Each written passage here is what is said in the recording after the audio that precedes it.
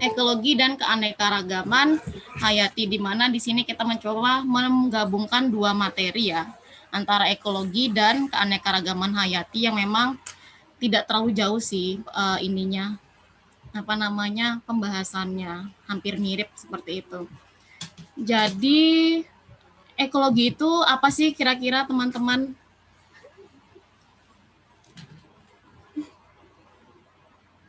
Ada yang tahu nggak? Hidup. Ekologi adalah tempat kita hidup. Terus ada lagi? Ekologi, ilmu tentang rumah. Ilmu tentang rumah, oke, boleh. Ekologi, eko dan logis. Secara bahasa dia terdiri dari dua ya, yaitu terdiri dari eko dan logis. Berarti ilmu pengetahuan yang mempelajari tentang rumah atau kehidupan itu sendiri. Jadi sebenarnya oke, kita lihat ya. Kalau keanekaragaman hayati? Anekaragaman kehidupan. Oke, keanekaragaman kehidupan. Ada lagi?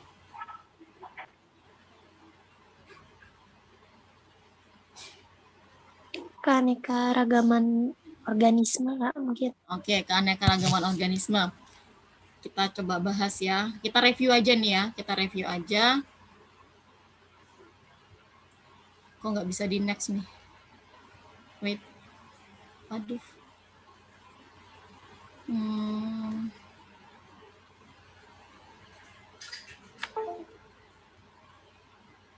Bentar ya, error teman-teman. Saya stop screen dulu. Kenapa ini? Coba lagi. Oh, masih belum bisa ya. Coba.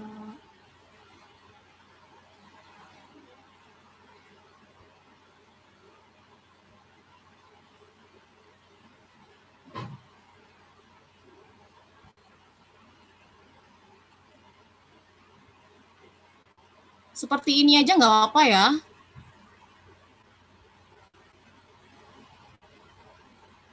Nggak apa-apa, Kak. Oke, jadi kayaknya tadi terkendala di ininya, slideshow-nya. Oke, jadi kalau kita review materinya itu, tadi kan udah ada nih yang membantu menjawab tentang ekologi. Jadi ekologi itu adalah, tadi kalau secara harfiah itu dia terdiri dari dua kata, yaitu eko dan logos, atau ilmu yang mempelajari tentang ekosistem atau lingkungan kehidupan kita. Sedangkan secara dikembangkan lagi, secara ilmiahnya, jadi ekologi itu tidak hanya mempelajari tentang kehidupan itu sendiri, tapi dia melihat bagaimana strukturnya, bagaimana fungsi dari ekosistem atau lingkungan kehidupan kita.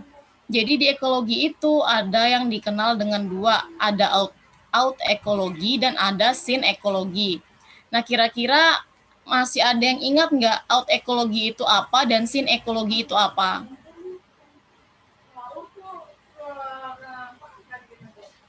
Ada? Lupa Kak. Lupa ya. Jadi kalau out ekologi itu dia membicarakan tentang sejarah, bagaimana sih terjadinya kehidupan dan sebagainya. Sedangkan kalau sin ekologi sendiri membicarakan bagaimana proses dari makhluk hidup itu berinteraksi dengan lingkungannya. Jadi kenapa saya mewarnai merah di sana? Karena kita akan fokus ke sin ekologi. Karena kita fokus akan interaksi antara makhluk hidup sendiri terhadap lingkungannya itu bagaimana, atau simbiosis kayak gitu ya. Terus kemudian pada materi ekologi juga kita akan dikenalkan dengan siklus materi dan juga siklus energi. Ini saya lupa tulis siklus energi ya. Jadi kalau di siklus materi itu jadi materi dasar yang menyusun kehidupan itu sendiri. Biasanya ada yang alami dan ada yang dari anorganik maupun organik kayak gitu. Nah, di sini yang sering kita bahas adalah ada siklus nitrogen, ada siklus karbon, ada daur air, dan juga ada daur sulfur. Ini adalah bahan-bahan dasar yang biasanya digunakan oleh produsen untuk menghasilkan suatu makanan. Produsen itu adalah organisme autotrof apa heterotrof? Autotrof. Autotrof. Oke, autotrof ya. Oke, dari siklus materi dan siklus energi itu nanti kita akan melihat siklus yang terjadi ataupun proses yang terjadi, ada namanya rantai makanan dan juga ada jaring-jaring makanan. Kira-kira apa bedanya rantai makanan dan jaring-jaring makanan? Ada Kalau yang tahu? rantai itu kayak piramida jadinya. Ada kasta tertinggi sama kasta terendahnya. Itu yang apa? Rantai makanan. Rantai makanan. Kalau jaring-jaring makanan, Apa ya? oke. Ada yang bisa membedakan nggak?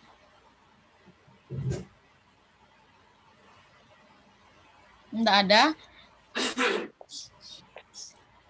Rantai makanan itu bisa saja dipiramidakan, bisa saja ditulis biasa saja. Jadi kalau kita lihat rantai makanan itu biasanya hanya menyertakan antara Satu, ada yang jawab satu gitu Kak. gimana? Makan itu satu organisme doang gitu Kak. Kalau Oke, rantai benar ya. Iya. Terus Saya kalau semakin yang memakan dari makanan, Yung pula sendiri. Lagi kayo. jadi kalau yang rantai makanan itu dia memang satu ya, dari satu siklus yang terjadi, misalnya rumput dimakan oleh apa nih biasanya kelinci dimakan apa lagi setelah itu? Udah selesai sampai di situ rantai makanan.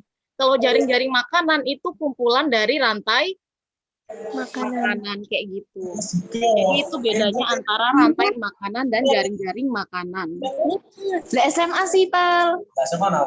Lah nek SMA kan pancen koyo kuwi ya biasa. Wes, oke. Wes angel-angel. Prinsipal ora dijaga. Ada yang masih on mic-nya ya, kita tunggu dulu sedikit ini sedikit nggak ribut lagi gitu.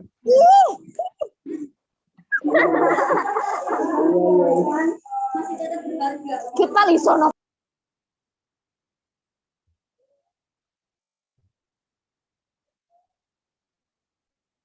Boleh dilanjut.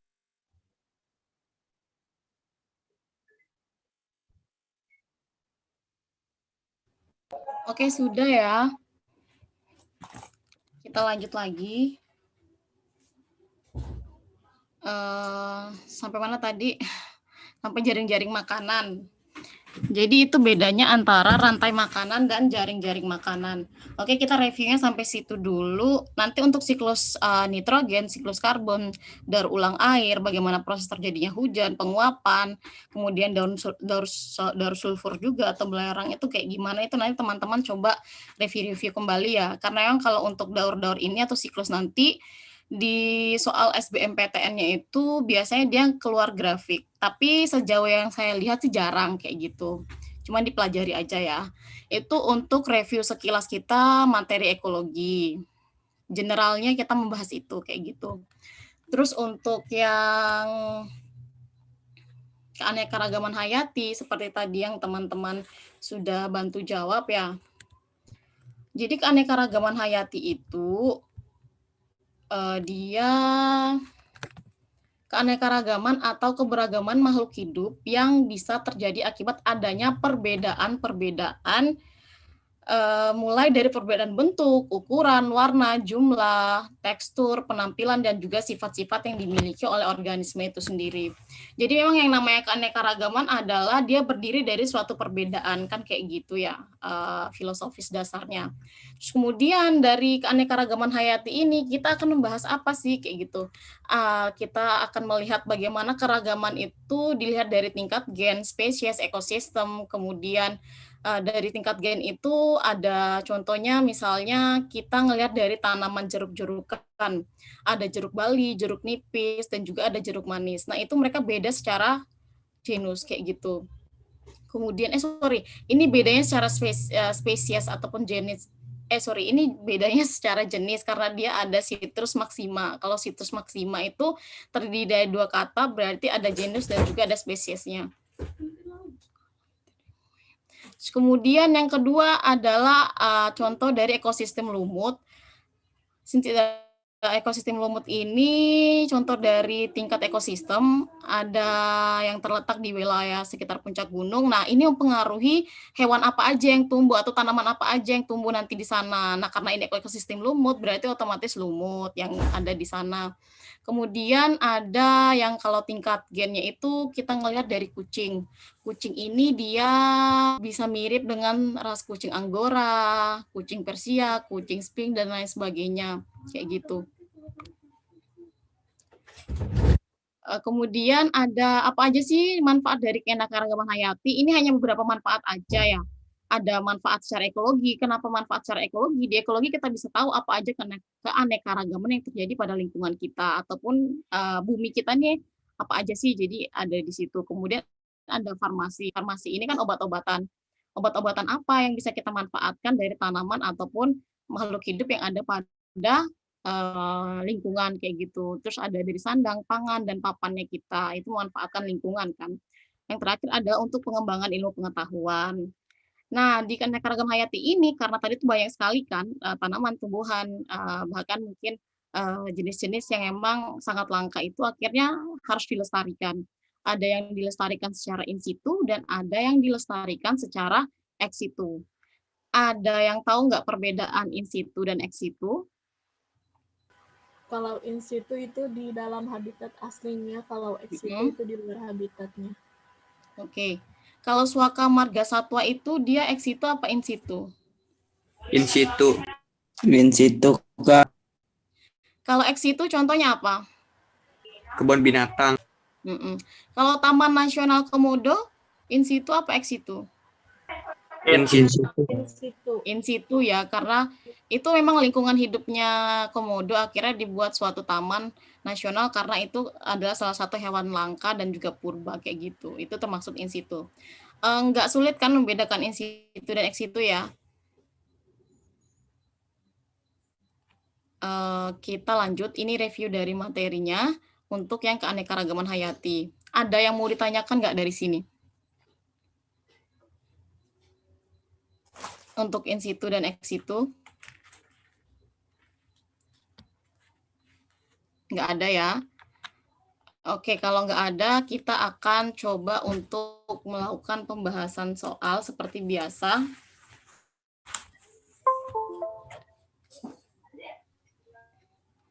Jadi kita akan mulai pembahasan soal ya. Oke, latihan soal. Ini benar udah nggak ada yang mau tanyakan tentang materinya kan ya? Nanti kalau misalnya masih belum itu bisa teman-teman pelajarin lagi kayak gitu. Siap, Kak. Oke. Oh, ini udah bisa nih. Udah bisa di slideshow. Oke, beberapa tumbuhan memiliki nilai ekonomi yang tinggi karena memiliki kayu yang harum. Salah satu tumbuhan tersebut adalah cendana. Oke ya, teman-teman harus digarisbawahi di sini. Ini itu adalah tanaman cendana. Cendana berbau harna. Nah, kira-kira aroma harum dari tanaman cendana itu disebabkan oleh apa? Yang pertama, apakah batang tumbuhan? Oke. Yang D. Oke, ada lagi opsi jawaban lain nggak? Yang D, Kak. Kita punya 5 opsi. Yang B apa D? D. D. Domba ya. Oke, kita. Itu tapi nggak tipe ya, Kak? Batanya sama batangnya. Batangnya ya, sorry. Ini tipe nih. Saya tadi langsung ini aja, copot aja dari teman-teman. Soal maaf ya, tadi saya nggak review lagi. Oke, kalau ngeliat dari jawaban A itu kan tumbuhan lumut kerak. Ini dia nggak memiliki pengaruh terhadap kandungan dari si. Kemudian kalau opsi B, batangnya dihuni oleh serangga dan memiliki hormon bau. Ini enggak, karena sumber harum bau itu berasal dari si cendana itu sendiri. Kemudian memiliki simbion berupa bakteri yang menghasilkan resin bau. Biasanya kan kalau simbiosis bakteri pun yang dihasilkan adalah hormon-hormon atau protein tertentu pada tanaman. Oke, yang benar adalah batang mengandung minyak atsiri. Jadi bukan bata, sorry. Jawaban yang benar ada pada opsi D. Oke. Ini pembahasannya menghasilkan minyak aromatik yang berasal dari tanaman memiliki sifat mudah menguap dan menimbulkan bau atau aroma yang khas.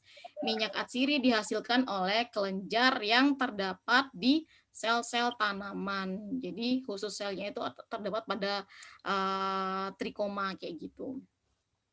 Sudah ya? Kita lanjut.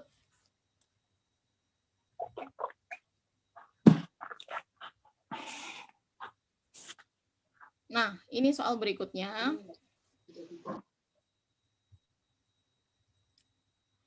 Ini adalah model soalnya itu sebab akibat.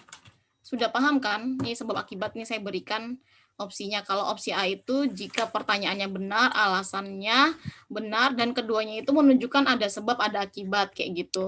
Kemudian yang opsi B itu kita bisa pilih apabila jika pertanyaan kita benar, alasannya benar, dan keduanya itu tidak menunjukkan hubungan sebab akibat. Kemudian yang ketiga, jika pertanyaan benar dan jawaban salah itu kita pilih opsi yang C. Kemudian kalau opsi yang D kita pilih apabila jika pertanyaannya salah dan jawabannya itu benar. Nah, opsi E kita pilih ketika pertanyaan dan jawabannya itu, pertanyaan dan sebabnya itu adalah salah, kayak gitu. Udah nemuin nggak jawabannya nih? Interaksi kompetisi akan terjadi apabila, apa? Jawabannya? A. Jika pertanyaan benar, alasan benar, dan keduanya menunjukkan hubungan sebab akibat.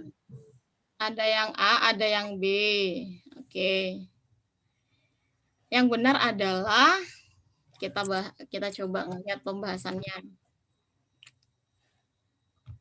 Coba kalau dilihat dari pembahasan ini, apa yang bisa kita analisis? Oke, udah keluar jawabannya. Oke, jawabannya adalah A ya. Jadi kalau relung itu dia punya dua, ada yang relung dasar dan ada yang relung sesungguhnya. Jadi relung dasar itu merupakan seluruh sumber daya yang mendukung kehidupan suatu populasi organisme secara ideal. Bila relung dasar dua spesies yang berbeda saling selingkup itu tumpang tindih ya. Karena memperebutkan daya yang sama sehingga terjadilah yang namanya interaksi kompetisi. Nah, selingkupan yang terbentuk itu merupakan relung yang sesungguhnya. Jadi hasil dari selingkupan atau kompetisi itu merupakan relung asli yang dimiliki oleh tanaman ataupun hewan tersebut, kayak gitu. Jadi opsi kita adalah A, jika pertanyaannya benar dan juga alasan yang kita punya adalah benar dan mereka berdua saling berhubungan sebab akibat. Oke, kemudian hewan karnivora seperti serigala memiliki peran bla bla bla, tuh dibaca dulu. Padang rumput melalui pengendalian populasi hewan herbivora seperti kelinci. Sebabnya adalah tanpa kehadiran hewan karnivora dipastikan populasi kelinci akan tak terbatas jumlahnya tanpa ada yang menghalangi. Benar atau salah nih kayak gini? Yang A ke yang A. Yang A? Iya. Ada yang A, terus ada opsi lain lagi? Yang A juga. Kita coba baca ulang ya. Hewan karnivora seperti serigala memiliki peran penting dalam menjaga ekosistem padang rumput melalui pengendalian populasi hewan herbivora seperti kelinci. Ini kira-kira benar atau salah yang ini? Benar. Benar ya pernyataannya. Tanpa kehadiran hewan karnivora dipastikan populasi kelinci akan tak terbatas jumlahnya tanpa ada yang menghalangi. Ini benar atau enggak? Benar. Benar ya, coba kita perhatikan baik-baik. Jadi kan ini kan komunitas padang rumput. Coba dari sini aja lah teman-teman. Ini kita anggap komunitas padang rumput nih. Jeret. Ini namanya jaring-jaring makanan atau rantai makanan? Rantai makanan. Rantai. Jaring-jaring apa rantai makanan? Rantai. Rantai, Kak, rantai. Oke, cari sendiri jawabannya. Ini masih ada yang jawab jaring-jaring, masih ada yang jawab rantai makanan.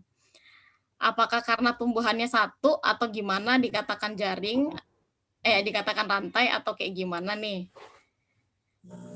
Oke, coba kita fokus ke soal kita dulu ya. Nanti teman-teman cari nih, apakah ini jaring apa rantai kayak gitu. Kalau kita lihat, kita bayangkan aja tumbuhan kita ini adalah padang rumput ya, padang rumput. Nah, di padang rumput itu kan kehidupannya nggak hanya serigala dan nggak hanya serigala dan kelinci aja kan? Benar? Oke. Benar. Kita bayangkan ada banyak, ada ini, ada tikus, ada belalang dan sebagainya. Dan kelinci itu termasuk konsumen tingkat pertama. Nah, konsumen tingkat pertama kelinci ini banyak sekali yang makan. Salah satunya adalah serigala. Selain serigala, kalau serigalanya ini nggak ada, masih ada yang lain. Masih ada ular, masih ada elang. Berarti populasi kelinci tak terdata jumlahnya dan ada yang menghilang. Kalau kita ngelihat dari kan kita mau lihat sebab akibat nih. Kalau soal akibatnya kan tadi kan hewannya itu kan serigala. Kalau kita lihat serigala dan diumpamakan hewan karnivora di sini, berarti dia tidak hanya itu. Masih ada hewan lain yang bisa memakan si kelinci ini. Sehingga dipastikan kelinci ini pun pertumbuhannya masih bisa berlangsung gitu loh, tanpa hadirnya si serigala. Ini kita ngelihat sebab akibat ya teman-teman ya. Kalau ini berdiri sendiri baru kita bisa ini benarkan posisinya. Paham nggak maksud saya? Paham, Kak. Oke, gitu ya. Jadi kalau kayak gitu gimana dong? Iya, pernyataan benar, alasan salah. Oke. Jadi opsinya? Yang C. Oke. Oke ya. Atau masih ada yang bingung? Enggak, Kak. Next ya. Paham, Kak. Oke, next. Bahan anorganik, bahan anorganik yang tersimpan pada organisme autotrof dapat digunakan sebagai makanan bagi organisme heterotrof. Benar apa enggak? Benar. Benar? Ada yang jawab enggak? Jadi kan benar ya? Karena memang hewan autotrof itu kan yang memproduksi makanan, di mana dia menggunakan bahan anorganik ini untuk menghasilkan klorofil misalnya. Ini contoh anorganik yang digunakan misalnya sebenarnya energi cahaya matahari kayak gitu. Dan kemudian dapat digunakan oleh organisme heterotrof karena nanti hasil dari proses autotrof ini seperti klorofil yang dihasilkan, makanan, dan gula itu dihasilkan oleh si autotrof untuk dikonsumsi oleh si heterotrof. Jadi pertanyaan yang untuk satu ini dia benar. Terus kemudian sebabnya karena organisme heterotrof mengubah bahan organik menjadi simpanan energi yang baru dan untuk kelangsungan hidup mereka. Ini benar atau salah? Benar, Kak. Organisme heterotrof. Kak. Mereka memiliki hubungan sebab akibat nggak? Iya. Ada hubungannya nggak kira-kira dari pernyataan satu dan kedua? Ada, Kak. Ada ya. Karena kenapa? Ketika si organisme heterotrof ini mendapatkan energi atau mendapatkan bahan makanan organik dari si autotrof, maka si heterotrof ini melanjutkan energi organiknya itu untuk proses metabolisme ataupun energi kimia baru yang disimpan dalam tubuh untuk aktivitas hidupnya, misalnya untuk aktivitas metabolisme ataupun untuk aktivitas di kehidupan sehari-hari kayak gitu. Jadi opsi jawabannya itu adalah ini ya, penjelasan lanjutannya adalah A.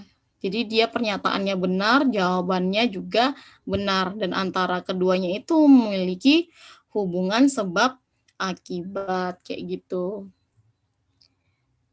Kita lanjut. Oke. Kawah gunung berapi memiliki kondisi ekosistem yang unik dan menarik. Karena ditumbuhi apa?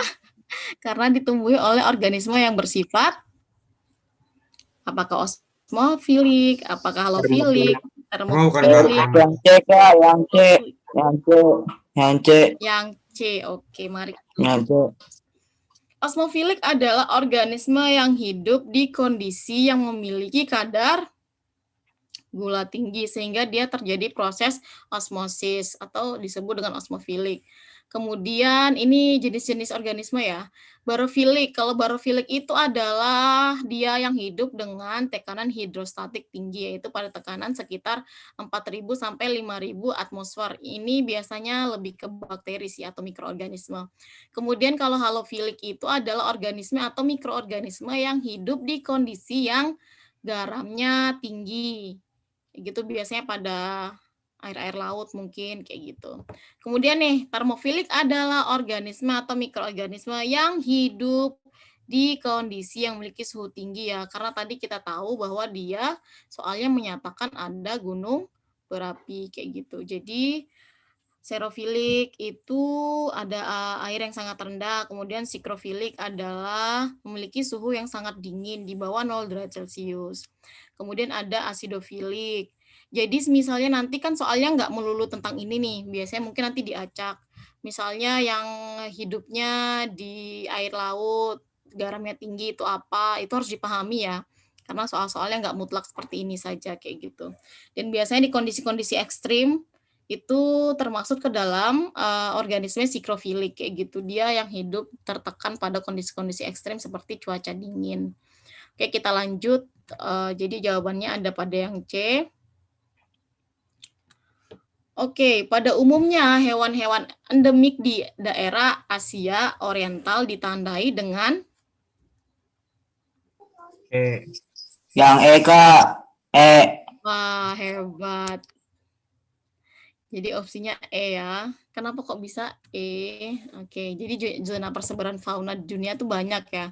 Ada yang oriental. Oriental itu adalah seperti kita, negara-negara Asia. Itu contohnya ada gajah. Gajah kalau kita bisa lihat dia banyak di Filipina ya. Filipina apa Thailand?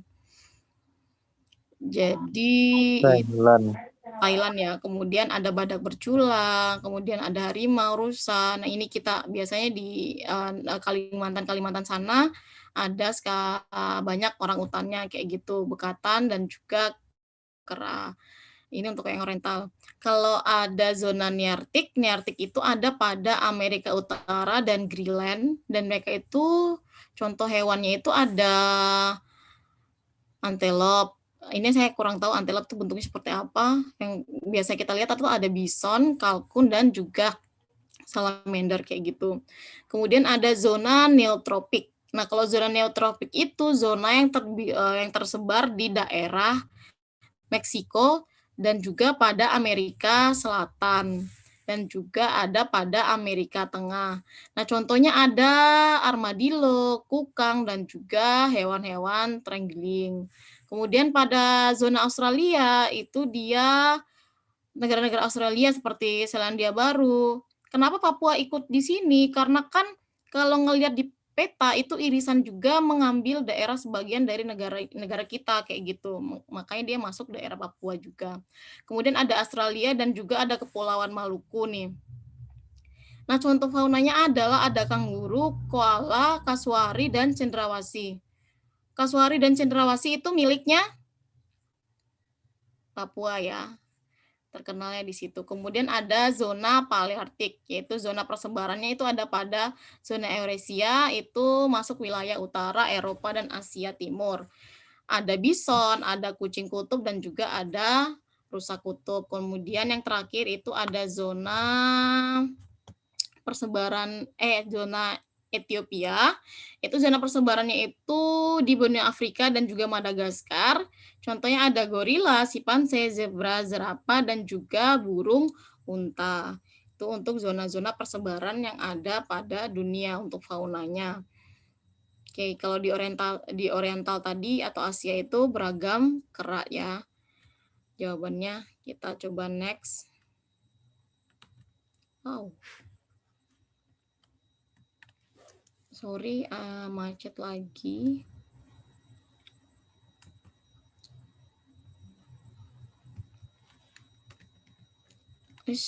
Oke. Soal berikutnya nih. Contoh kompetisi yang terlihat pada anggrek ada pada Contoh kompetisi yang terlihat pada, jadi kita itu diminta untuk melihat dari pertanyaan 1 sampai pertanyaan 4, kira-kira kompetisi itu dicontohkan oleh pernyataan yang mana.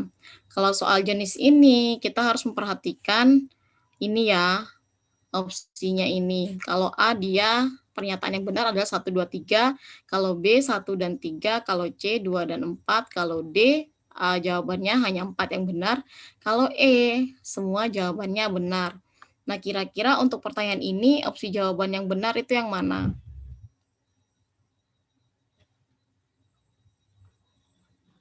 Ada yang tahu? Ini pengertian dari kompetisi. C mungkin. C sama juga, Kak. C adalah 2 dan 4. Oke, ada lagi opsi jawaban lain?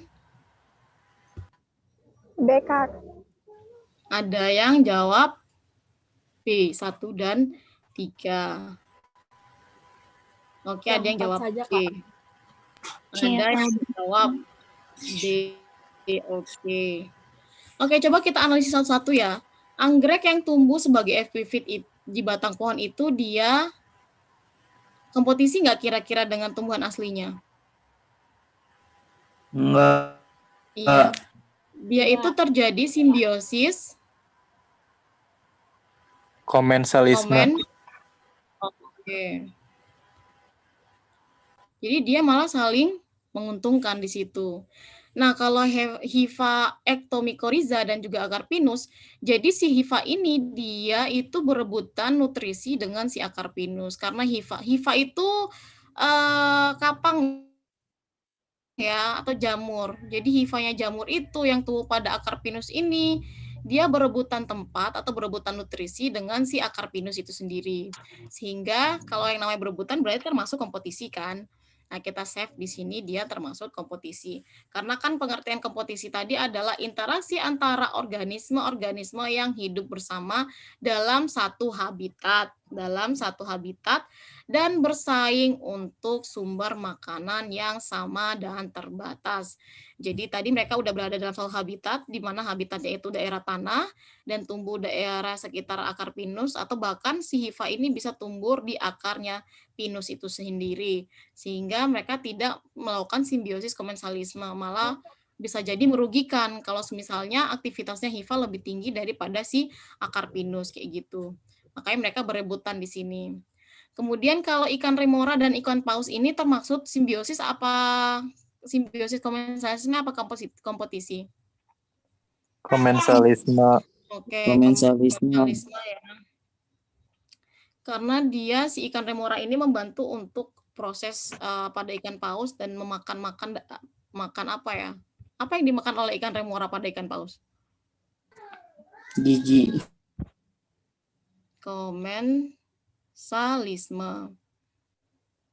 Jadi ini ya ikan remora dan ikan paus kayak gitu. Kemudian yang keempat, tanaman cabai dan rumput teki di polybag. Ini menguntungkan atau merugikan? Merugikan. Jadi di satu polybag, oke, yang namanya tumbuhan rerumputan itu adalah tumbuhan yang merugikan bagi tanamannya. Jadi makanya ketika dia berada dalam satu polybag, ini ditekankan satu polybag ini kan menunjukkan kalau mereka itu satu habitat ya. Satu tempat tinggal kayak gitu. Karena mereka satu tempat tinggal, maka mereka akan berebutan nutrisi tanah yang ada pada si polybag itu sendiri. Jadi kalau seperti ini, opsi jawaban kita ada pada yang C. 2 dan 4. Oke, sip ya. Ya teman-teman, ada yang mau ditanyakan di tengah perjalanan kita ke soal ini? Enggak ya? Tidak, Kak. Oke.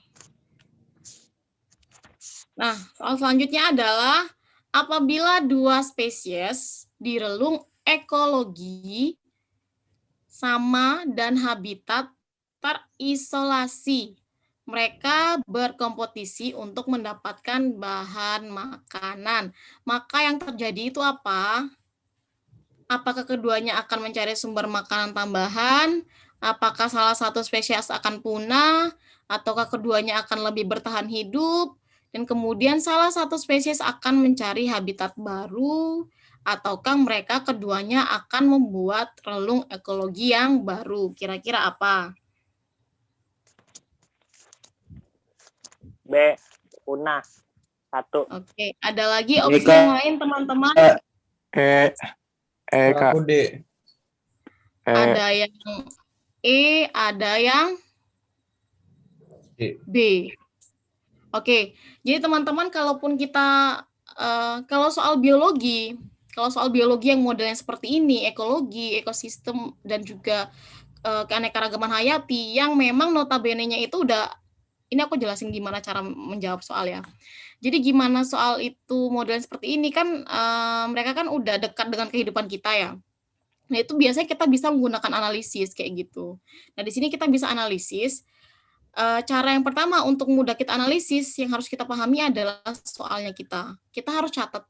Apabila dua spesies, di sini kita punya dua spesies nih. Kita punya dua spesies dengan relung ekologi itu yang sama. Jadi mereka tinggal di tempat yang sama, ekologi yang sama. Dan menjadi kata kunci terpenting adalah habitat mereka itu terisolasi. Jadi kalau terisolasi bisa kemana-mana nggak mereka? Nggak bisa ya? Oke, aksesnya susah. Jadi mereka benar-benar akan berkompetisi untuk merebutkan makanan yang ada pada ekologi tersebut, ada pada habitat tersebut. Nah, kalau sudah seperti itu, kemungkinan yang besar yang terjadi adalah, kalau misalnya kita bahas dulu opsi jawaban yang tadi ya, yang E dulu ya. Kalau E ini kenapa dia tidak mungkin terjadi? Karena keduanya akan membuat relung ekologi yang baru. Karena untuk membuat relung ekologi yang baru ini mereka membutuhkan habitat ataupun tempat yang baru kan kayak gitu. Sedangkan soal kita, dia itu terjadi isolasi habitat. Jadi lingkungan hidupnya itu terbatas. Jadi ini sangat tidak memungkinkan kayak gitu. Kemudian kalau opsi yang D, kita lihat semua opsi jawabannya. Salah satu spesies akan mencari habitat baru. Ini juga kurang memungkinkan, lebih tidak memungkinkan karena relungnya tadi aja sulit untuk menambah relung, apalagi habitat baru kayak gitu, karena ini terjadi isolasi. Kemudian keduanya akan lebih bertahan hidup. Kira-kira ini mungkin nggak sih? Enggak, kalau kan dia berebutan makanan. Oke. Bisa jadi mungkin kalau terjadi di manusia, karena kan kita punya pikiran ya, bagaimana cara bagaimana cara untuk mengelola makanan misalnya seperti itu. Tapi yang namanya di luar manusia, misalnya hewan atau binatang kan memang sulit ya. Mereka geragas, makan saja kayak gitu. Kemudian opsi yang paling mendekati adalah, bukan mendekati, emang benar, itu adalah mereka akan saling menyerang untuk mempertahankan hidup. Kalau sudah kayak gitu, terjadilah proses yang namanya seleksi alam. Jadi kompetisi yang terjadi itu, kalau saya sih memang membahasakan di sini ada dua ya. Yang pertama, dari hasil kejadian ini, yang terjadi adalah proses kompetisi akan semakin tinggi. Kalau kompetisi udah semakin tinggi, akan terjadi yang namanya seleksi alam. Seleksi alam itu kita masuk ke dalam yang namanya teori evolusi. Nah, kemudian teori evolusi ini jatuhlah kepada hanya yang kuat yang akan bertahan, kayak gitu. Makanya kalau seleksi alam terjadi itu kan kita udah benar-benar berada dalam kondisi yang rentan banget, sehingga memang yang kuat itu yang bisa bertahan hidup. Selain yang kuat itu, dia adalah hewan-hewan yang mampu beradab, bukan hewan aja sih, tapi semua makhluk hidup. Apabila dia beradaptasi, dia akan bisa menyesuaikan dengan lingkungannya, sehingga dia tidak termaksud ke dalam hewan-hewan yang terseleksi, kayak gitu. Kemudian opsi yang kedua, maksudku bukan opsi sih, kemungkinan kedua bisa terjadi adalah adanya adaptasi ini. Kalau mereka tadi bisa beradaptasi, menyesuaikan diri dengan lingkungannya, mereka akan bisa bertahan, kayak gitu. Tapi kan mungkin hal itu akan sangat tidak mungkin terjadi pada hewan ya. karena mereka juga butuh proses panjang untuk memahami kebutuhan yang ada. Sedangkan tadi soalnya kita adalah sudah benar-benar habitatnya terisolasi dan mereka juga sudah mulai berkompetisi untuk berebutan makanan. Jadi akan sangat sulit untuk mendapatkan jalan tengah seperti mereka bertahan dan beradaptasi kayak gitu. Kalau manusia sih ngomongnya win-win solution ya, tapi mereka nggak mungkin mencapai taraf itu. Dan itu kalaupun mungkin butuh proses yang lama. Oke, soal ini aman ya? Kita lanjut. Oke, jawabannya ada pada opsi B. Oke, selanjutnya adalah piramida biomasa pada hutan hujan tropis. Ini darat apa lautan nih, hutan hujan tropis nih? Darat. Darat ya, biar kita nanti lebih gampang untuk mengklasifikasinya. Berbeda dengan ekosistem laut lepas. Pernyataan ini benar apa enggak? Benar. Oke, benar ya. Jelas ada perbedaan antara biomasa organisme ataupun ruang lingkup hidup pada hujan hutan tropis dan juga pada ekosistem laut. Pernyataan sebabnya adalah karena biomasa produsen pada ekosistem laut lepas lebih sedikit dibandingkan dengan herbivoranya. Nih, jadi alasannya itu karena produsennya itu dia lebih sedikit daripada herbivoranya. Apakah pernyataan ini benar atau salah? Ada yang ingin berpendapat? Kira-kira pernyataan sebabnya itu benar nggak sih? Jadi kalau di sebab itu mengatakan bahwasanya di ekosistem laut itu produsennya itu bukan produsen sih, biomasa produsennya itu dia lebih sedikit daripada herbivoranya kayak gitu. Salah ya. Kita coba dulu silang ini Zret. Nah, teman-teman, saya ingin teman-teman memahami ini dulu biar nanti bisa review jawabannya. Ini jawabannya kita belum kunci kok. Ini masih pendapat aja. Kalau dilihat dari ini, kira-kira ini yang darat apa laut ini? Darat. Oke, ini darat. Ya. Ini laut. Oke, dari sini udah sangat bisa dilihat perbedaan dan jawabannya. Tingkat trofi. Jadi kalau biomasa itu yang dilihat adalah masanya ya teman-teman ya, bukan banyak sedikitnya makhluk hidup yang ada di situ. Tapi yang diukur oleh ahli-ahli ekologi itu biasanya adalah beratnya, benar-benar berat dari suatu organisme kayak gitu. Nanti semua populasi yang ada di situ diukur beratnya, kemudian ditimbang karnivornya berapa, herbivornya berapa, dan produsernya berapa kayak gitu. Jadi yang dibicarakan di sini adalah biomasanya. Oke, sudah dilihat? Sudah bisa menyimpulkan jawaban? Sudah ya? Bisa, Kak. Oke, coba kita bahas bersama-sama. Jadi pada biomasa daratan itu, produsennya itu dia memiliki biomasa yang cukup besar. Di sini dicontohkan ada 1000 kg. Kemudian pada tingkat konsumen pertama, biomasanya itu berkurang. Jumlahnya itu 100 kg. Kemudian sekunder tingkat kedua itu biomasanya lebih kecil lagi. Kemudian dia lebih kecil lagi. Karena di sini terjadi proses makan dan dimakan secara struktural. Kayak gitu. Nah, kemudian kalau pada laut, ternyata bentuk dari piramida biomasa laut berbanding terbalik. Berbanding terbalik dengan piramida biomasa darat. Kalau biomasa darat kan dia ngerucut ke atas. Kalau biomasa laut itu dia ngerucut ke bawah. Nah, kenapa seperti itu? Karena makin tinggi tingkat tropik atau trofiknya itu, maka makin besar biomasanya. Sama ya, ini kan kalau dia makin besar, kalau ini makin tinggi tingkat trofiknya, dia makin kecil. Kalau yang laut, makin tinggi tingkat trofiknya, dia biomasanya makin besar. Hal itu terjadi karena produsen yang ada pada ekosistem laut itu kan biasanya yang utama adalah fitoplankton kan? Ya kan ya? Ya, Bisa Kak. bayangkan betapa kecilnya fitoplankton.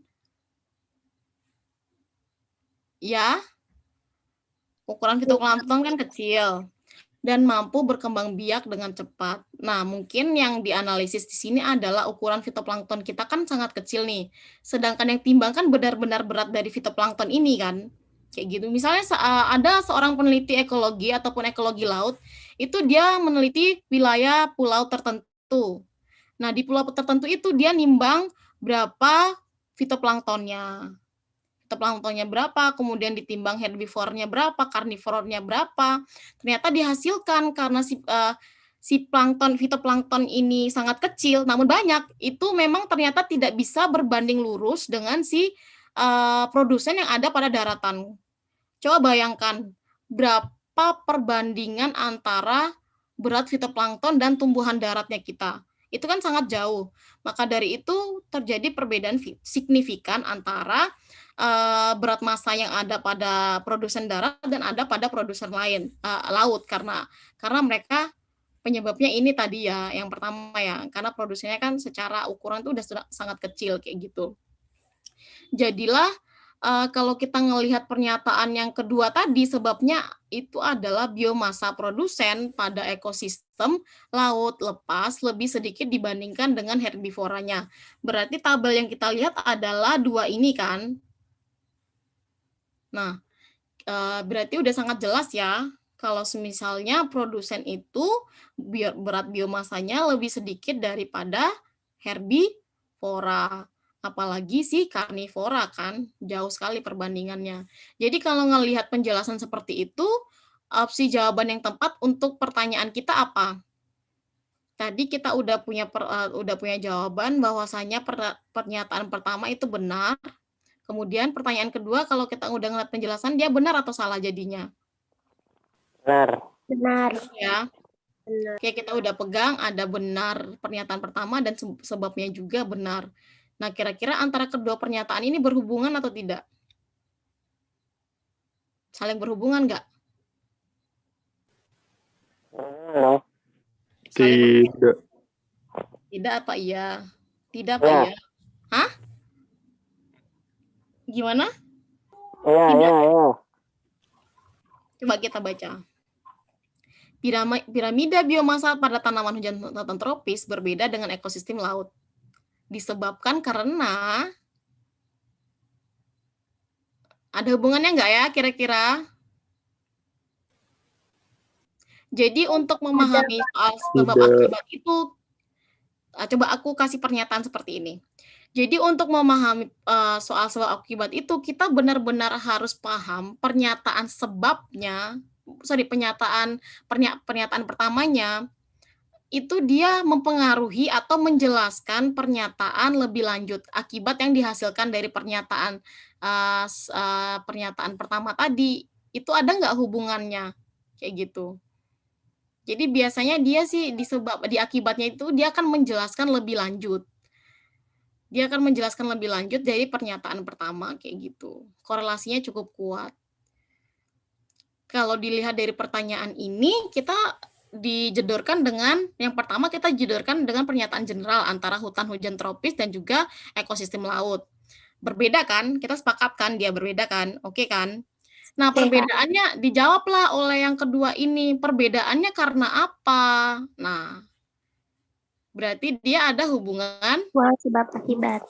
akibat kayak gitu. Udah sangat jelas ya. Pernyataan akibat ini dia mencoba menjelaskan ini loh perbedaan yang dimunculkan oleh ekosistem laut kayak gitu. Jadi opsi jawaban yang tepat ada pada opsi A. Oke. Sorry, kok ada jawabannya sih? Oke lah, nggak apa-apa. Ini lupa. Oke, kita jangan dulu ngelihat jawabannya. Kita ngelihat pembahasan dari sini. Jadi di dalam ekosistem terjadi siklus materi dan siklus energi. Siklus materi dan siklus energi. Untuk menjaga kelangsungan hidup dalam ekosistem. Pernyataan ini benar apa enggak? Kalau kita ngelihat materi di awal kita tadi,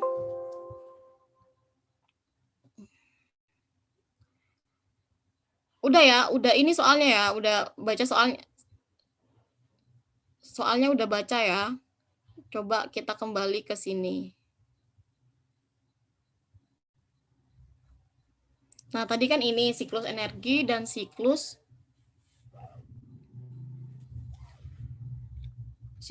energi dan siklus materinya tadi kan dia berhubungan dengan ekologi kan, ekosistem kita kan.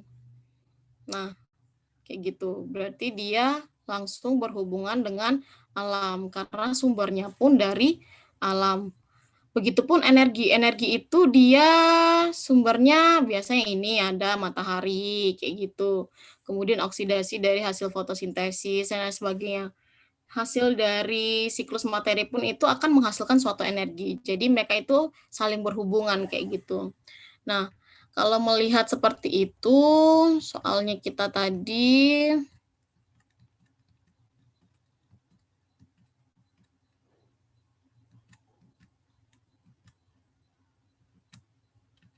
mana ya?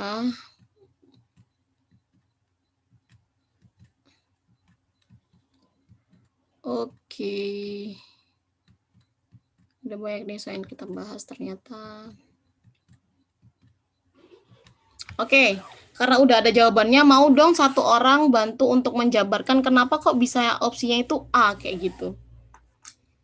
Di dalam ekosistem terjadi siklus materi dan siklus energi kan. Kemudian sebabnya karena materi dan energi selalu berada bersamaan di alam. Adakah yang bisa membantu saya untuk menjabarkan kenapa kok begitu kayak gitu? Sebelum itu ada yang ingin membantu saya untuk menjabarkan, kita sama-sama berdiskusi.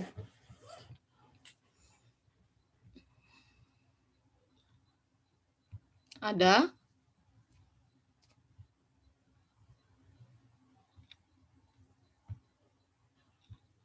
Belum ya? Bingung jelasinnya, Kak. Nggak apa, coba aja nanti teman-teman yang lain bantu membenarkan ya. Coba deh. Kok moro-moro ada sebabnya sih, kok saling berhubungan sih, kayak gitu.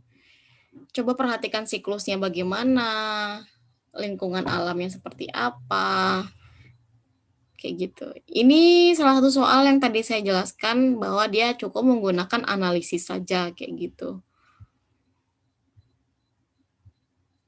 Ada yang mau membantu menjawab?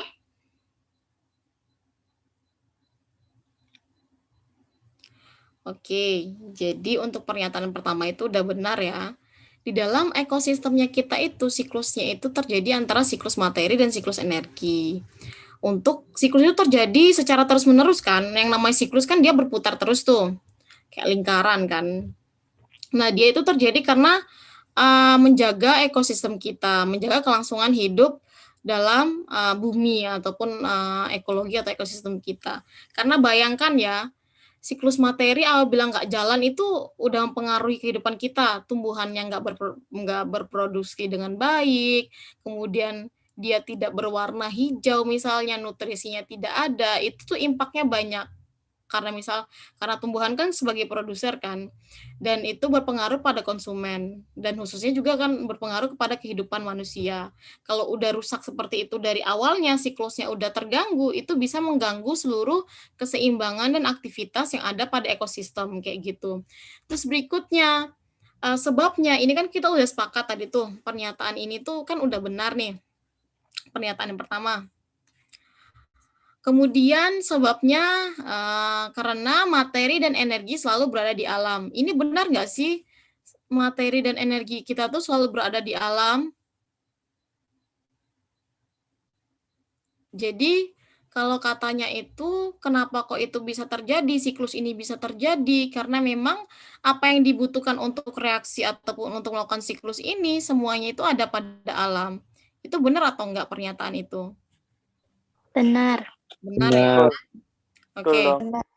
Oke, ini sepakat nggak kalau mereka memiliki hubungan antara keduanya? Sepakat. Sepakat. Benar sepakat atau Sahabat, gimana? Kak. Oke, Sepakat. jadi ini ya untuk penjelasannya ya. Jadi siklus materi dan siklus energi. Jadi pada siklus ini lebih ditekankan pada perputaran materi. Materi yang terjadi antara komponen ekosistem.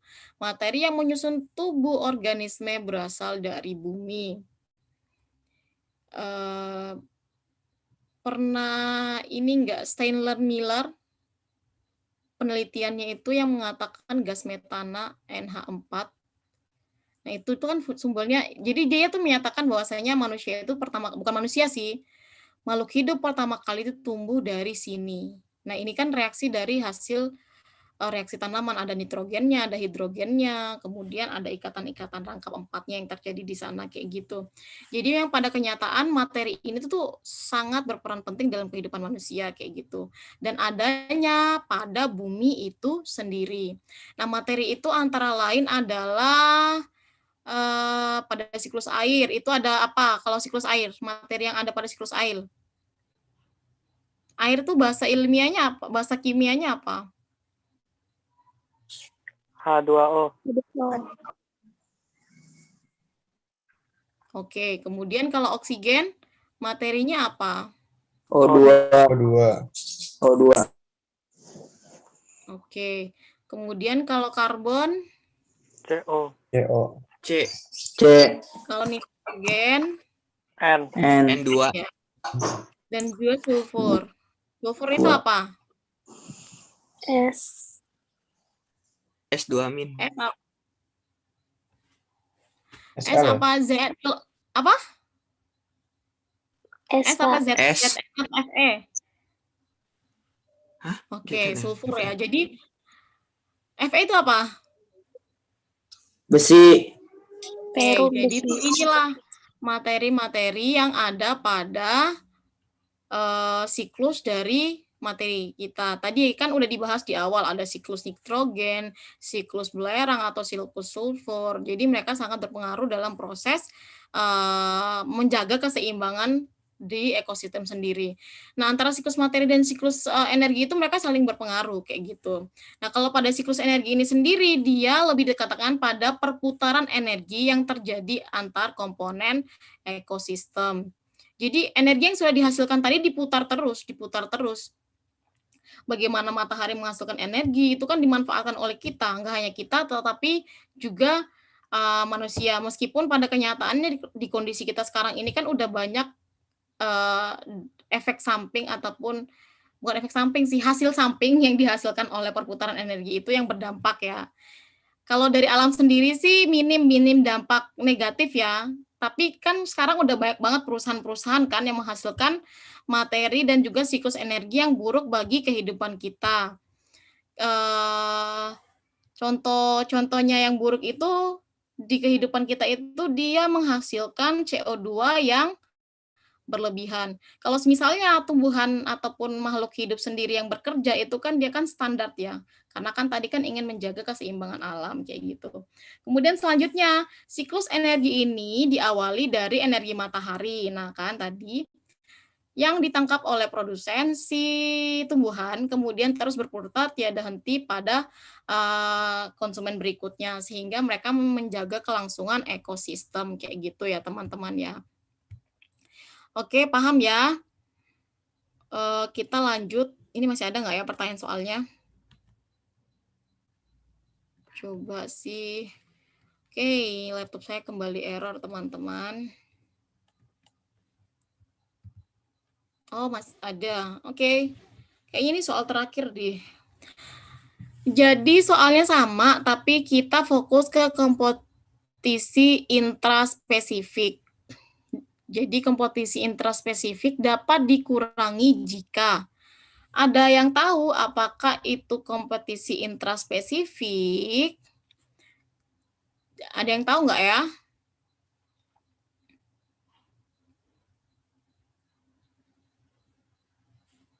Jadi kompetisi itu ada dua. Ada yang intra. Ada yang apa lagi ya? Ada yang intra dan yang inter kayak gitu. Nah, coba kita bahas ini dulu. Ini inter ya. Nah, coba teman-teman pahami dari sini, nanti kita akan sama-sama analisis apakah yang memungkinkan untuk mengurangi terjadinya kompetisi intraspesifik. Jadi kalau kompetisi itu ada dua kan, ada yang intraspesifik dan ada yang interspesifik. Kalau yang intraspesifik adalah persaingan yang terjadi antara organisme yang memiliki spesies yang sama. Nah, oke, ini yang harus garis bawahi. Jadi dia berada pada spesies yang sama dan juga kadang itu berada pada satu wilayah. Misalnya ini dicontohkan di sini adalah sesama singa yang memperebutkan wilayah. Ini kan sesama singa nih, berarti kan satu spesies mereka. Kemudian kalau yang interspesifik, persaingan yang terjadi antar organisme yang berbeda spesies. Misalnya kita ambil contoh tanaman eceng gondok dan kangkung air. Mereka memiliki sama-sama tumbuh di air kan, tetapi beda spesies. Kemudian contoh lainnya adalah interspesifik ini, misalnya ada satu lapangan. Misalnya di lapangan itu ada domba dan juga ada si sapi. Kan mereka berebutan makanan, rumput-rumputan di lapangan itu kan, kayak gitu. Itu contoh yang interspesifik. Nah, kalau sudah tahu pengertiannya ini intraspesifik, kira-kira untuk meminimalisir terjadinya kompetisi antara spesies itu kita harus ngapain? Bayangkan saja teman-teman lagi garap, lagi kerjain, punya kandang kambing atau kandang ayam. Nah, untuk meminimalisir terjadinya kompetisi antara hewan peliharaan teman-teman itu apa yang teman-teman lakukan? Dipisahin. Dikasih sekat. Dikasih sekat. Oke, terus apa lagi ya? Intinya pisahin. Sedih dong dipisahin. Oh. Oke, kalau kita ngelihat dari opsi kita, yang pertama nih, kita analisis yang pertama dulu nih. Anakan terdistribusi secara merata. Ini memungkinkan nggak kalau kita melakukan distribusi secara merata, apakah bisa mengurangi kompetisi ini yang terjadi? Enggak. Enggak ya, Kak? Ya. Oke, enggak ya. Tadi kita contohnya kambing kita nih. Kita udah punya satu lahan kandang seperti ini. Kita 1, 2, 3. Kita distribusi secara merata kayak gini. Cret. Terus makanan di tengah kayak gini. Tetap berkompetisi apa enggak? Tetap ya. Kemudian individu, tetua, dan anakan mempunyai relung yang berbeda. Jadi satu lahan besar, di sini relung anaknya, di sini relung ibunya, di sini. Jadi mereka sudah punya makanan masing-masing. Ini gimana? Mengurangi? Ya, benar. Oke. Kemudian setiap individu mempertahankan wilayah teritorialnya. Ini contohnya, Salah. ini udah wilayah ya. Tuh. Tetap aja kan yang direbutkan kan kompetisi makanannya. Kayak gitu. Dan kompetisi wilayah ya. Ini salah ya, sorry. Ups. Ini salah.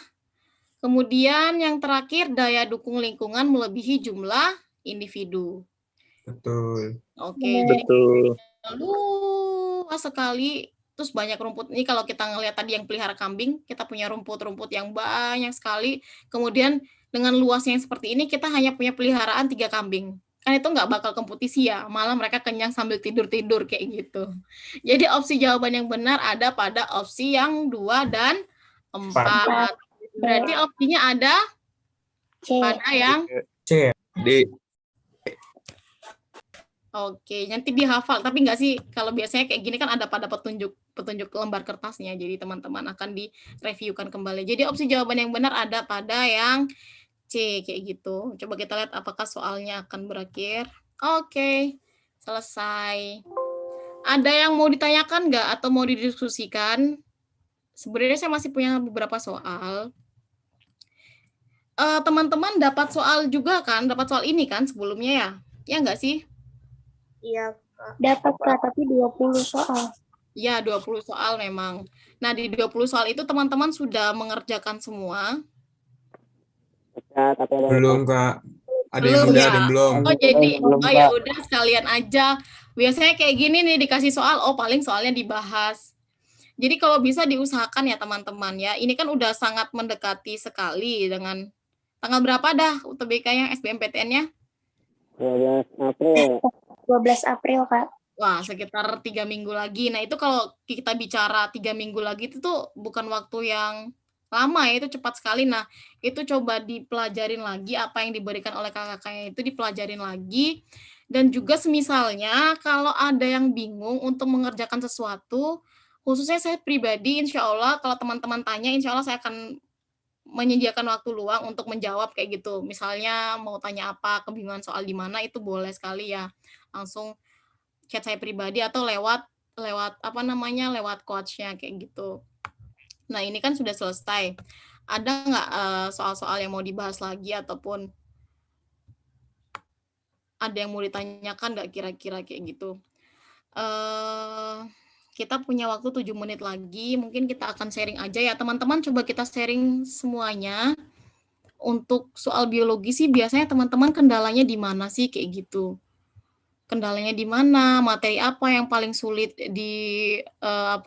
diselesaikan, dan juga butuh waktu yang lama, itu tuh di bagian apanya, materi apa, kayak gitu. Biar nanti kita mungkin di hal-hal mendekati kalian bertempur itu kita bisa mencoba memberikan cara-cara cepat menjawab soal, kayak gitu, ataupun gimana strategi yang tepat untuk menyelesaikan soal yang model seperti ini, kayak gitu sih. Ayo teman-teman, kita punya 7 menit nih sebelum waktu kita selesai. Adakah yang ingin diskusi? Saya biasanya salah di yang transkrip Gimana? DNA ya Kak? Yang biasanya transkrip DNA Ya itu Kak. tuh, Itu susah banget Kak, aku salah mulu. yang ribet tuh Iya genetik itu yang kayak C, A, A, B, B gitu sama Kak. Ya Allah. Proses hafalan kingdom gitulah. yang pertama Kita adalah tuh. tentang tadi siapa ya? Coba dikenalin. Sebenarnya saya penasaran sih sebenarnya teman-teman, tapi kan kayak saya jadi mentor aja di sini tuh, jadi hanya mengajarkan saja. Saya tuh sangat penasaran teman-teman tuh tujuan kampusnya di mana kayak gitu. Jadi kalau udah ngerti tujuan kampusnya itu pasti teman-teman punya semangat yang lebih untuk mendapatkan impiannya. Jadi tadi kakak mau tahu dong yang jawab tadi tuh nggak dari kampus mana, siapa, dari SMA mana, dan tujuan kampusnya tuh siapa namanya? Safina dari SMA Negeri 12 Depok. Safina mau tujuannya kemana? Mau ke IPB Kimia atau enggak UNJ Pendidikan Kimia. Gila. Jadi udah hobi sains dari awal ya? Ya insya Allah Kak. Oke, semoga benar-benar bisa tercapai kayak gitu. Amin. Jadi kalau membahas transkripsi dan translasi, itu yang kita harus pahami adalah proses transkripsi, kemudian translasi. Kalau transkripsi itu terjadinya di sitoplasma, kalau translasi itu lebih spesifik ke ribosom, kayak begitu. Ya kan ya? Kalau transkripsi itu dia yang berperan adalah masih DNA, dijiplak oleh RNA, kemudian masih mRNA ya. Kalau udah masuk ke ribosom, mRNA-nya ditransfer melalui tRNA, kayak gitu. Jadi intinya itu kalau ditranslasi dia mengcopy codingnya, kemudian kalau ditranslasi dia udah mulai menghasilkan asam-asam aminonya tadi. Itu sih poin-poin penting di transkripsi dan translasi. Nanti coba kita, kalau misalnya Safina misalnya masih bingung, ada soal yang dibingungkan tentang transkripsi dan translasi, nanti bolehlah. Nanti kita coba diskusikan kayak gitu ya. Kemudian yang lain ada lagi nggak? Nanti kakak juga biasanya salah di itu Kak. Salah di yang mana? apa? Ciri jamur yang divisi ini apa cirinya itu aku nggak tahu. Oke. Susah tadinya. Oke, boleh. Nanti dicatat. Nanti kan biasanya kan kita nih udah ngabisin di awal minggu-minggu awal ini kan kita ngabisin, bukan minggu-minggu awal sih, 3 minggu pertama itu kita ngabisin materi dulu, ngebahas sesuai materi. Nah, di minggu-minggu mendekati kalian UTBK nanti, kalian boleh, insya Allah boleh request sih. Kalau kalian request sesuai dengan apa taraf kesulitan kalian, insya Allah nanti kita akan menyiapkan materi yang minimal bisa mewakilkan apa yang teman-teman terkendala kayak gitu. Sehingga yang tidak terkendala ataupun kesannya gampang itu bisa teman-teman sendiri gitu yang membahas kayak gitu. Nanti bisa lah dicatat atau minimal kasih tahu coach-nya ya, minta tolong kasih tahu coach-nya kayak memang kita transfer datanya, informasinya yang apa kalian kesulitan itu lewat coach sih kayak gitu. Jadi Mbak biologi atau Mas biologi, saya kurang paham di sini kayak gitu. Minta tolong nanti bisalah ditambahkan soal-soal yang membahas tentang ini kayak gitu. Oke ya, yang lain mungkin selain dari sintesis, selain dari penamaan-penamaan jamur tadi, ada lagi nggak kira-kira? Aku boleh, Kak? Boleh, siapa? Oke, namaku Anissa dari SMA N1 Ciawi, lulusan 2020. Alhamdulillah. Tujuannya di mana, Dek? Rencananya mau ke FKUNS, Kak, mohon doanya. Amin. Semangat anak calon kedokteran. Terus. Amin. Ya, jadi kan kalau biologi itu kebanyakan teori ya, Kak ya? Iya, benar sekali, benar. Ya, kan kalau misalnya hitungan tuh kita bisa menerka-nerka kayak gitu kan, kalau hitungan. Benar. Terus kalau biologi tuh kayak susah gitu buat menerka-nerka soalnya pengalaman dari tiap TO gitu ya, tiap layout diikutin, itu hal yang dipelajarin di buku itu sama soal-soalnya tuh jauh beda kayak gitu kan. Oke. Dan itu hampir tiap rapat, jadi ada beberapa soal, nggak semuanya gitu, tapi ada beberapa soal yang emang pembahasannya tuh beda dari, maksudnya konteks soalnya tuh sama, tapi itu tuh kayak kombinasi dari beberapa materi gitu, Kak. Ya, oke. Jadi ini kayaknya nggak dialami sama ini ya, sama siapa tadi namanya, Dek? Anissa. Nggak dialami sama Anissa, hampir semuanya. Dan saya pun kadang-kadang seperti itu. Tapi kan mungkin bedanya saya dengan kalian, kita sebenarnya sama ya. Mungkin saya cuman sudah lebih dulu mendapatkan pengalaman dan juga lebih dulu untuk paham secara detail biologi. Jadi sudah mulai mengerti bagaimana tentang konsepan, desainannya, kayak gitu. Jadi kenapa biologi itu beda dengan ilmu pasti yang lain? Kayak matematika. Kalau matematika fisika kan dia udah pasti ya, kita ngitung, saklek, hasilnya seperti itu, kayak gitu. Tapi kalau biologi, apa yang harus kita kuatkan untuk menjawab soal kita adalah kita harus paham konsepan dasarnya. Jadi misalnya kayak ekologi dan keanekaragaman ini sangat rentan banget soal-soalnya untuk analisis kayak gitu. Jatuhnya ke analisis. Tapi kalau misal soal-soal pasti yang seperti tadi kan kalau translasi dan transkripsi itu dia termasuk soal-soal yang pasti menurut saya. Nggak bisa diubah. Kalau semisalnya, jadi kalau di biologi sendiri tuh ada klasifikasi sih, menurut saya ada klasifikasi yang bisa dianalisis mana dan bisa dijawab pasti itu yang mana, kayak gitu. Nah, caranya yang paling penting di biologi itu adalah kita harus paham konsepan dasar dan juga desain dari suatu materinya kita. Misalnya materi hereditas itu, dia itu konsepnya kayak gimana ya, mutasi itu kayak gimana ya konsepnya ya. Ketika orang mengubah soal sedikit saja, kita masih ada pada taraf konsep yang sama, kayak gitu. Harapannya sih teman-teman yang bisa memegang konsepnya. Yang pertama adalah bisa memegang konsepnya. Kalau udah bisa memegang konsepnya, teman-teman meskipun nggak paham, nanti teman-teman bisa analisis. Oh, jadi kan konsepnya sebenarnya seperti ini nih. Jadi kalau model soalnya seperti ini, jadi bisa dianalisis seperti ini, kayak gitu. Jadi kayak tadi ya, misalnya kita nggak punya dasar. Ini kan jelas, soal ini kan jelas ya, karena dia punya minyak atsiri kan, kayak gitu. Jadi kayak soal yang tadi yang terakhir kita bahas itu termasuk salah satu soal yang bisa kita analisis deh ya. Kalau saya lihat seperti itu.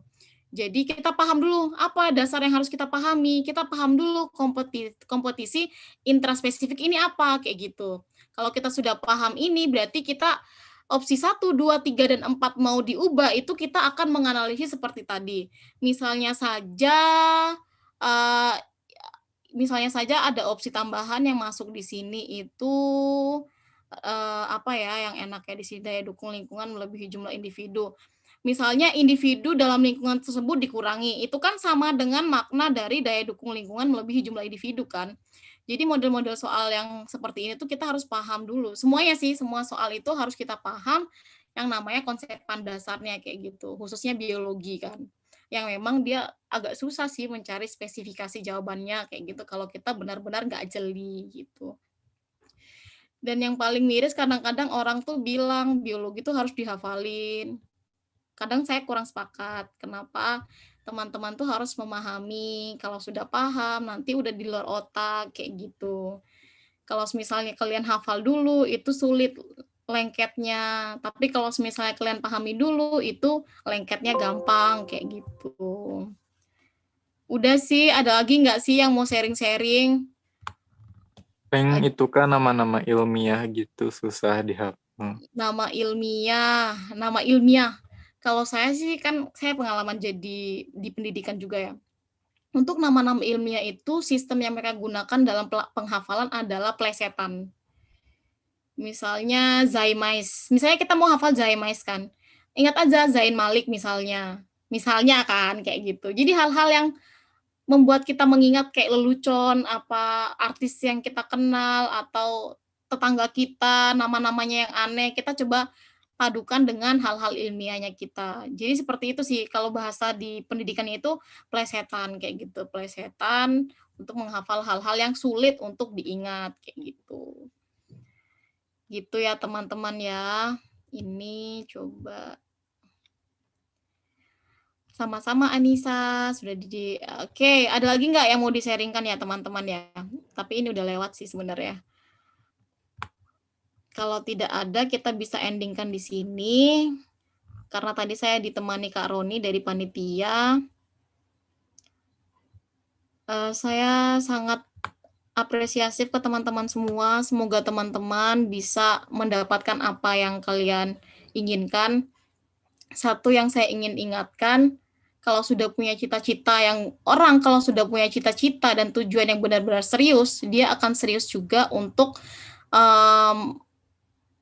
usaha yang dia lakukan itu akan serius juga kayak gitu. Jadi kalau misalnya kan teman-teman tergolong orang-orang beruntung yang mendapatkan kesempatan untuk belajar bersama yang lain, jadi benar-benar dimanfaatkan kayak gitu kesempatannya. Karena mungkin ada orang di luar sana yang tidak mendapatkan kesempatan ini dan bahkan mungkin mereka belajar mandiri, bingung sendiri akhirnya. Tapi kalian difasilitasi cukup luar biasa dan Eman tuh sangat disayangkan kalau misalnya teman-teman tidak memanfaatkan untuk lebih baik dan juga diri kalian tidak benar-benar mendorong diri kalian untuk mendapatkan apa yang kalian inginkan. Jadi harus semangat ya guys dan teman-teman.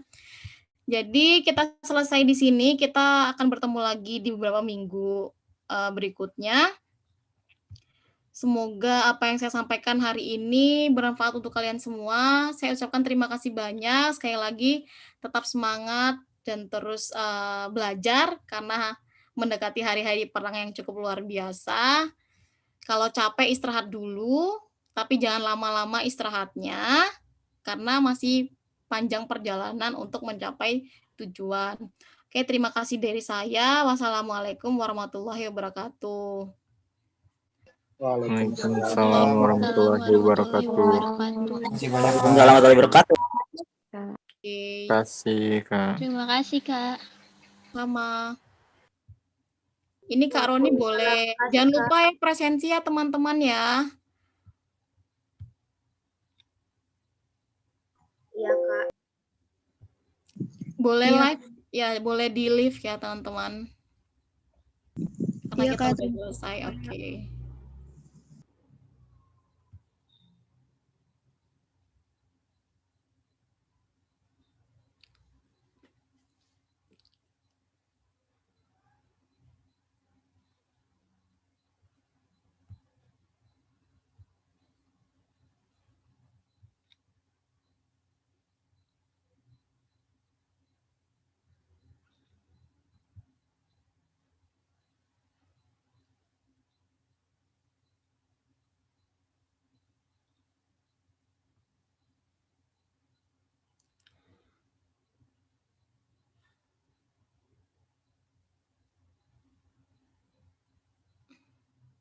Kak Roni di-endingkan saja ya Kak. Kayaknya anak-anaknya juga kayaknya lagi nyimpen HP deh.